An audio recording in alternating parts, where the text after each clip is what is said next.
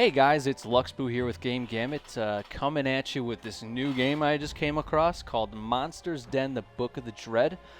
For many of you, this might be a new game. For me, I used to play this all the time back in high school. And when I say back in high school, I mean like in high school, like physically in the school. It used to be a flash game. I played it a lot during all my computer classes because that's the kind of student I was. And as soon as I saw the logo, I knew exactly what game this was. And so today I'm going to be making a tutorial video as well as kind of demonstrate some of the features of the game. I know a lot of the card version games like Hearthstone and everything are becoming very, very popular. And I think this game being remastered and brought to the PC as an actual game and not something in a flash browser or a web browser as a flash player, I think this game is going to be really fun to play. I hope you all enjoy the video. So let's get into it. So a couple of things you're first going to need to do. You're going to need to go to the options, by the way, and just click that full screen button, because this, again, it was a flash game, so it kind of starts off in that windowed mode after that. So a couple of things, I started getting reacclimated with the game a little bit, but I'm going to start a new adventure for y'all, no problem. Plenty of campaigns, actually. Den of Terror, that's the one I remember. So the Fall of Tulunos, I think that's new. Den of Corruption was the original, then it came the Den of Terror, and then the Fall of Tulunos. This is a new one, so I'll have to get into those soon, but that's not the point of this video. The point of this video is to kind of show off well, not really show off, but tell you a little bit about the game here. So here we have up to 7 classes to choose from, to have 4 different characters in your party. Obviously, you're going to get the generics, the warrior being the tank. Does a little bit of damage if you build him properly, but otherwise, he's there to be your frontline guy. You have the cleric. The cleric is unique. He's kind of like a paladin in the sense that he can wear heavy armor. He also obviously heals quite often, but the fact that he can wear heavy armor is very helpful. Then you have the mage, who gives you that elemental damage, does a lot of AoE, and then of course the rogue, who can do a lot of damage to one guy. Pretty a versatile player there. Aside from that, you have 3 other classes. You have the ranger. I hope all of you know what that probably means. Then you have the barbarian, which is I hope you know what a barbarian is too, but it's kind of the less defensive, more aggressive version of the warrior. And then the conjurer, who I'm actually kind of enjoying. I had him in my first party you saw there.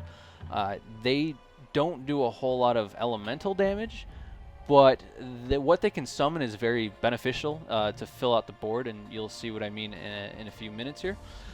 So really, I recommend starting off with just the basics. Potentially the warrior, obviously. I mean, the warrior is always critical to have in any party you create. The cleric you can kind of do with and without. During the game, you'll come across 1 or 2 altars that heals the entire party, so that is very beneficial depending on how you play. I'm going to roll with the cleric this time around. The one thing to keep in mind is because the cleric wears heavy armor, he's going to be sharing that with the warrior. You do get a lot of gear, but one thing to keep in mind, the mage, obviously going to have him. And then the rogue, I'm going to switch it off, though, with the hunter, or ranger, sorry. And before you begin, too, you can choose all these pictures, make them look cool. This guy definitely looks like a cleric. Okay, anyway. So you can also preview classes. You start off with some of the basics, and then as you level up your party, you unlock more skills. I mean, honestly, like, this game came out right around Diablo 2, so I thoroughly enjoyed this game just because of how the tree is, the skill tree. So anyway, let's get into it. I'm just going to go standard. A lot of different options for difficulties and bonus score multipliers and modifiers, but who cares about that? So this is the game. Before I start, a couple of things I quickly want to go over. There is the % cleared here. That is what you are literally clearing on this map. You have the rating. It progresses as you clear more rooms and defeat more parties. You have the menu, and the options. And then you got your characters with here. Through here, you can view their statistics, view their items, as well as their skill trees. That will be updated after you clear different levels. You always start off with the Scroll of Deception, which doesn't sound like a whole lot right now because you get to go through hordes of enemies without being attacked. You get to do it 5 times. The benefit is sometimes you literally cannot progress forward and you just need to find some place to heal before you can start attacking again. So this is very critical in terms of progressing through the game. Then you have your heal potions, your technically mana, but we'll call it power. That's what they call it, power potions. And then you have your revival potions, all pretty standard and basic. And if you want to go through different characters, all you need to do is click on each of the portraits. As you can see, the warrior has heavy armor. The cleric also has heavy armor. The mage is wearing cloth, and then the rogue is, I picked the hunter. The hunter is using medium armor. That's one thing to also consider when creating a party. The barbarian also uses medium armor, but he'll be competing with weapons and with the warrior. So, it's just a bunch of things to keep in mind. And then you have the map hint. I'll show you a little bit what that means in a minute. And then you have this help box, which basically puts everything I just said into words. So you can pause it and read it all if you want. But let's get into it, shall we? There's not a whole lot to this game. Again, it was a flash game. I'm just stoked it's here. You just need to keep clicking on rooms. This sword, obviously, I'm pretty sure you know what it means. There's an enemy afoot. If you highlight over it, it'll tell you what enemy or enemies you're going to face. So right now we're just going to use vampire. That was really loud. Let me just decrease that a little bit. So before every single battle, you get to create a formation for your party.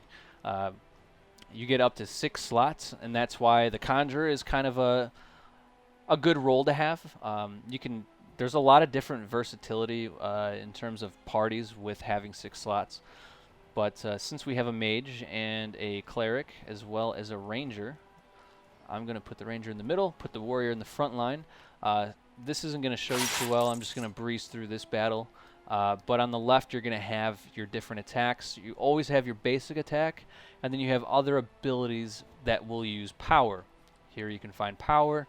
Everybody always has 100 power. You can see that on the right there. Sorry about that. Typically, you get a lot of power back after each battle, so don't be afraid to really use it, especially if you want to clear battles quickly. Let's see. I'm going to just use a normal attack. And really, I mean, to clear a level really quickly, you can just kind of keep on clicking and then until they pass out. After every battle, you get treasure, broken out as such. So obviously, you got a quiver here. Wonder who that's going to go to. Now, a lot of people, well, actually, I honestly don't know anyone else that plays this game, but I'm thinking that most commonly people are going to just want to click characters and start equipping their guy with stuff after each and every battle. That can get very time consuming, especially because right here, indicated by this treasure chest, we have a treasure room where I get more gear. And so you can get loot very quickly in this game. Probably another reason why it makes it so addicting. But I always recommend, or at least what I always do, is wait until I clear a whole level first. Then by the end of the level, or at least just before the end of the level, and you'll see what I mean by that soon, is when I actually start equipping everybody with all the upgrades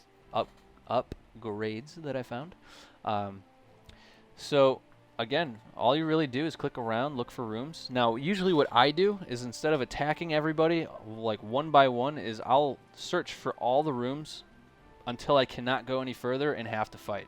Also use the map hint for that. So what's glowing in red right now is literally what I haven't explored yet. In every single level, you'll encounter one mob horde. And again, you will see what I mean by that soon, but I always save that for last. Now, the other thing of why having a warrior is so beneficial is the skeleton literally cannot attack anyone in the back line unless they're a ranged character. I've got 3 ranged characters, so that very much so helps. Um, who am I using? The warrior here. So we'll just use the power attack. So they get the power attack. They also get Defiance, which is also really, really beneficial, especially in the starting levels when the warrior doesn't have a shield yet. So we have the Cleric here. He can heal, and then he can also smite. Very, very awesome to have. I mean, he's literally smiting the undead, and that's what you are facing for most of the first few levels. So again, I don't even really look at the loot. Now, if I use the map hint again, just to kind of demonstrate, here are all the rooms I haven't explored yet, so I can keep going in, just keep clicking through until I find all the rooms with stuff in it. Give me the loot, give me the loot. So here, I just encountered an altar. Now, this altar is what I was referring to. The Cleric does a lot of healing, and sometimes I don't use a Cleric because I encounter an altar in every level. Sometimes there's 2 of them. So with that said, sometimes you can remove the Cleric and get someone a little bit more versatile, like a Conjurer who can fill the front line with minions and you know, reduce all the damage that your party can take. You can also put in just additional damage dealers, maybe in a second upfront tank. So a lot of things to consider there. I have a Cleric. I also don't need healing done to my party. In the event you actually click on an altar, you can just say, nope, I don't want to use that yet. So just going to soak up all the loot here really fast. Now this indicates that I have found the stairway down. So again, one thing that I just realized that I did not mention at all was that this is a dungeon crawl game. Oopsie daisy. So that's what you do. You're crawling a dungeon. So again, I'm just going to be crawling a dungeon, looking for everything that I haven't found yet. I haven't been here. See, benefit of using that. What is that? Temporary becomes permanent? Oh man, they've really remastered it. Holy shit. Okay, so yes, let's become... What happened? What happened? Did it do anything? It didn't do anything. Okay. Well, what a dick move. So looking for the boss. Do not see him. I probably need to fight through these guys. So let's fight through these guys. Screw it. So again, here's the battle formation. If I want, I can click around, change it up a little bit. Frontline is always frontline. I kind of forgot if the Wraith would be able to attack my Cleric. So let's find out.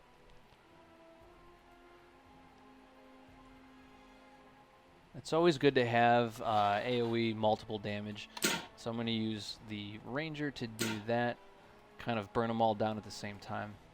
The one thing to keep in mind when you're using a mage is their fireball attack attacks all adjacent squares. So if I hit here, I'll attack the front line. If I hit here, I'll hit the undead archer and the skeleton. But if I attack the skeleton, he's going to hit my warrior. So, and that actually does a lot of damage, I ended up finding out. In the first level, you're going to encounter this Wraith. The Wraith has a lot of physical armor, and he also ignores armor. So it's always good to use a mage or some sort of elemental ability to take him out, because otherwise you're going to be doing literally like 1 damage a hit. So I'm just going to play through the motion here. Niles is kind of weak. I am going to go for it. Took him out. But having the Cleric is super beneficial, even though sometimes I don't like to use them too much typically. The other thing too, actually, I forgot to mention, is that the Hunter has some healing capabilities. What's up with this guy? Why can't I attack him?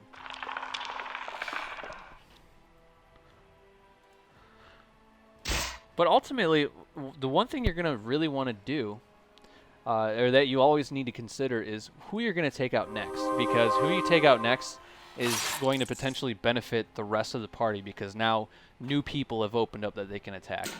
Kind of a bad example with the current party I have, but if you're using a rogue or a warrior where you have at least 2 melee characters, or a barbarian especially, definitely a lot of things to put into consideration. So again, looking for, there's always one boss on every single, there he is, Felfinius. So usually what I do on every level is I will wait to attack this guy. For obvious reasons, it's always a party of 6. They drop a lot of gear, and what I like to do is, to the best of my ability, clear out the rest of the dungeon, get as much gear as I possibly can, then I use my altar, and then I attack the boss, and then I get out of the game. So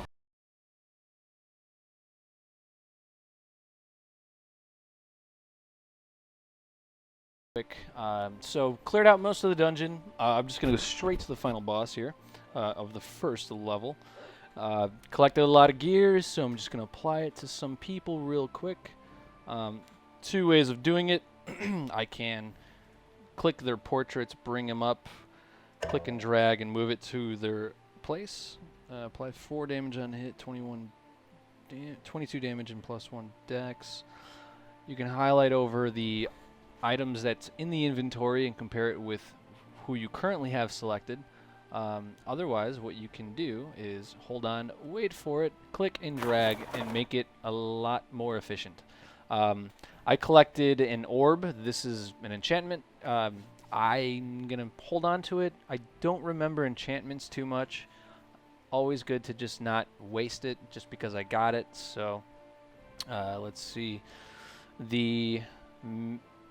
Let's see, what is this, mace? The maces are very good for clerics because they're very limited in terms of what weapons they can use. But in terms of endurance and a +5 chance to hit, I'm going to have to give it to my warrior.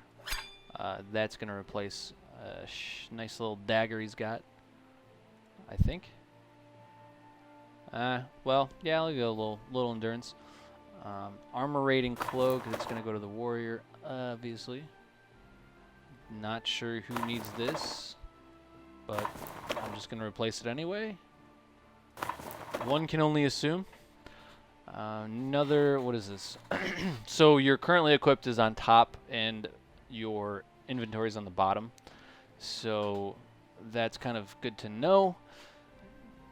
From a strength perspective, I don't know. I think I'm gonna give it to Niles, my warrior, and then give my.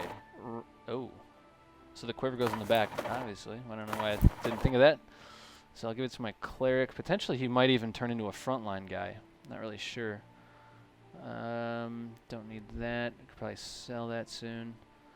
Strength and power regen. So yes, it has strength, but it also has power regen that'll benefit the cleric. 1 strength. Do we even use strength? I don't think so. Looking at the stats. Increases damage done with melee weapons. Right, obviously. So, whatever. It's what they want to use. Damage reflection. Gonna go to my warrior. Obviously, again to my warrior, and once again to my warrior.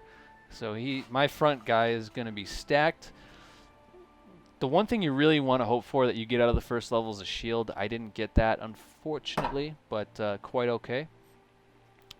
And then Boots of Quickness, going to go to the Ranger, and going to go to the Mage. So I've used, pretty much equipped practically everything that I've attained. Oh. Wait, there's a cloak here. Wow. That's nice. I'm just going to sell that. Okay, anyway, so probably going to fast forward through most of that if I don't. Sorry for boring everybody. I'm going to now fight the final boss. Wait, not yet. First, I'm going to use the altar of restoration, and then I'm going to fight Felfinius.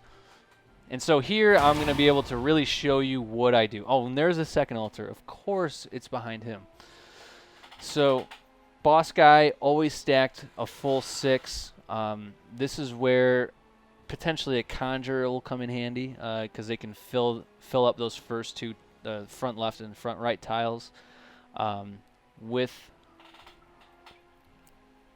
actually here. So I'm going to recommend these 4 guys being your start. And so I'm going to pretend like that's what you're going to do. So now my thought process here is frontline warrior guy, obviously going to be in the front. But I have my ranger here. Now he does have the ability to pierce enemies, which means that if I shoot the skeleton, it'll also hit the lich.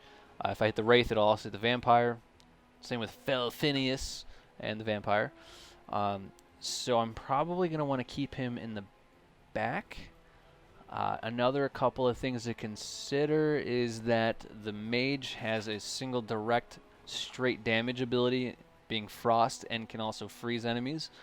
But he can also deal a lot of damage to adjacent units.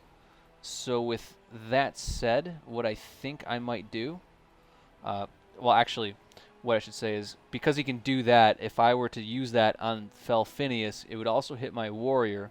But I want to use it on him because I want to hit the wraith because he's very resistant to physical damage. So what I'm gonna do, kind of change it up here, gonna test the waters just a tad, is I'm gonna put Niles, my warrior, on the left, and then my cleric, who can also wear plate armor or heavy armor, front line on the right side. So that will allow me to hit the vampire, the skeleton, and the wraith when I cast my Fireball of Doom on Phineas. And then I'm just going to leave Colin there. Colin's fine. Colin's just chilling. He can do it. So, again, the other reason why I recommend this build is because aside from the Cleric, we have Nature's Balm that can heal people and also make you immune to poison. There's a lot of poison damage coming from the vampires, I believe. Vampires or liches, one of the bad guys over there. So anyway, pierce. Just gonna pierce them, and apparently I can poison people now, so that's great. But I have a lot of resistance, physical resistance in the front line, which is why I put them there. And again, using Fireball as Rupert, I can hit all 4 guys and not have my front line damaged by Fireball, which maximizes the output. The Wraith kind of got dropped there. Usually, the front line boss has a lot of AoE damage / AoE buffs, so it's kind of a trade-off. Obviously, you're going to want to take him out as quickly as you possibly can. So that's exactly what I'm going to try and do. The other benefit to having a cleric with you on that first time is he has an ability called Smite. Just one second. Oh, so he's not even an undead character. So what I'm going to do is just heal Gerald. Lost my train of thought on where I was going with it, but took out the vampire. Phineas is almost dead. Niles should be able to live, hopefully, but casting Fireball, I'm going to take out... Wow. Wow, did I really just miss him? Okay, well, now Niles might absolutely die. That's no bueno. Geez, now what am I going to do? Nobody needs a heal, but Smite does a lot of damage. If you look on your right side of Gerald's portrait right here, you can see the amount of power that I'm going to use using Smite. And so with that said, he will lose his ability to heal, but I'm going to just drop him. So having Colin right there chilling in the middle is he can use Pierce, and he can hit the skeleton and the lich. Same can be done if I went to the wraith and the vampire. What Pierce does is I literally hit the front guy and then the guy behind him. So somehow I'm poisoning people. That probably was a weapon that I wasn't paying attention to. I don't know. I'm also an idiot. So, let's see what I'm going to do here. Probably going to cast Fireball there. Take him out. This one is looking pretty fancy. The downside of having the Cleric in the back line is after the front line dies, you know, if he were to be in the corner here, he wouldn't be able to hit the vampires, so you kind of lose that damage output potential. I am going to save... Actually, no. Fuck Rupert. That's a stupid name. He gonna die. He gonna die today. So, actually, he's not gonna die today.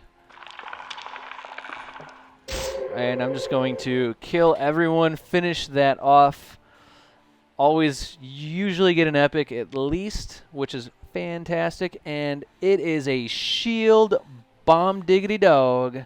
I just said bomb diggity dog. I'm going to have to cut that anyway, so I'm going to take the loot and heal myself up.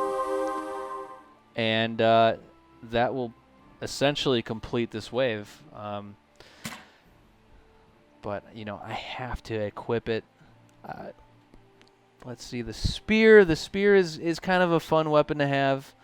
The ranger can use it because the spear can literally, you know, if you think like Game of Thrones where the guy's front line had a shield up, but then the guys behind him had a spear.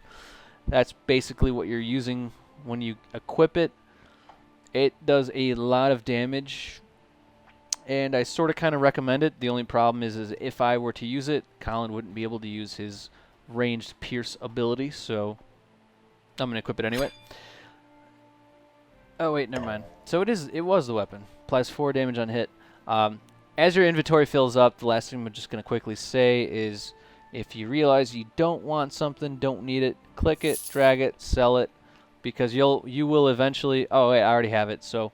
I got a portal scroll to the Emporium, so all the gold that I accumulate as I'm clearing dungeons and selling all the stuff to vendors, I can go to the Emporium and buy better equipment, better stuff, just better things to get me through the game. So recommend selling things and checking it out. But I also highly recommend checking out this game. I loved this game again back when I was in high school, and I'm going to be playing this game for probably the rest of the day here. Hope you enjoyed the video. If you liked it, hit that like button. If you want to see more, hit that subscribe button. Let me know what you thought in the comment box. Let me know what you think of the game. If you want to see more, definitely down to do more of this.